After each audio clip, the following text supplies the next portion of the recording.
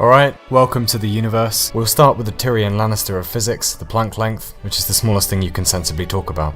Probably. Next up, we lose our subatomic particle virginity and meet our first neutrino. Don't worry, she's lovely, and she has lots of friends. There are around 65 billion of them, passing through just 1 square centimetre of Earth every second. Up next, we bump into quarks. These come in 7 flavours: up, down, strange, charm, top, bottom, and banana. These are about as close to the building blocks of nature as we've managed to get so far. Next up, we get to the A-list celebrities of the subatomic world: Derek Neutron and Barbara Proton. Usually they engage in a three-way with Carmen Electron in a kinky arrangement known as atoms.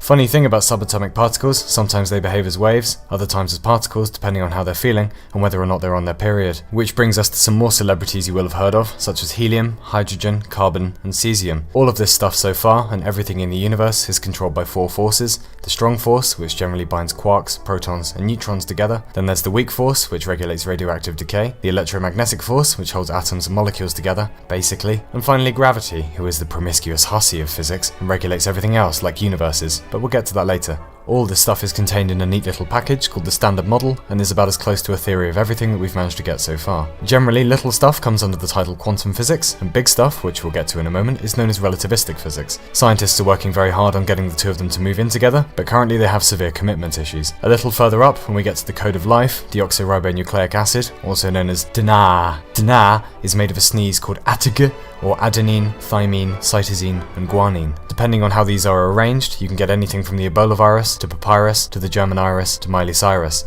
Up some more and we get to cells, some top favourites including red blood, white blood, dendritic, and soft. The next level above that should be familiar. This is where we find raindrops, blue whales, hacky sacks, red tube, the human race, as well as Norway. Out a little further, now we're looking down on all of human history, including all of your insecurities, mortgage repayments, and ex-sexual partners. Which reminds me, Natasha, you're a bitch. Moving on, we get to the 8 planets and 146 moons of our solar system, which doesn't count Pluto, because you're not a planet, Pluto. You're done, mate. It's over, yeah? Then there's the Sun, which is a 4.5 billion year old burning ball of hydrogen and helium. Several billion years from now, the Sun will rage quit and turn into a red giant, gobbling whatever's left of our planet by then. Out again, and we find the Milky Way. The Milky Way contains at least 100 billion stars. Stars can be by themselves, or orbiting each other, called a binary star system, or occasionally a group of 3, which is called a trinary, ternary, or menage star. And that's not all. There's also nebulae, which are little starry wombs where lots of stars are born, moons, which either come from planets or random floating matter, and comets, meteors, and a million other types of astronomical bodies that there simply isn't time to talk about. At the centre of our galaxy, and lots of other galaxies, are black holes. These are enormous wells of gravity that suck matter in and distort time. Fun fact, if you held your breath while falling into a black hole, you would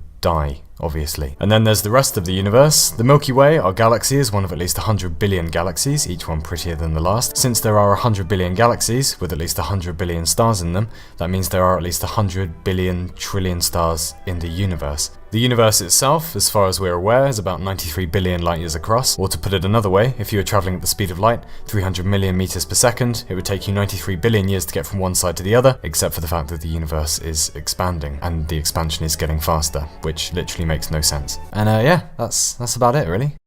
Oh, except there might be parallel universes, and hidden dimensions of space. And we completely forgot about time. The universe began, if you can call it that, about 14 billion years ago, and the first few galaxies turned up a few hundred million years later. A few hundred million years after that, you get the Milky Way, another few and you've got a very young Earth, then oceans, then life a bit later, reptiles, dinosaurs, game over for dinosaurs, sorry chaps, evolution of hominids, and finally all of our bullshit here. Or here, or here, maybe? It's kind of hard to tell because we're so insignificant. Anyway, nothing means anything and we're all gonna die. Bye then!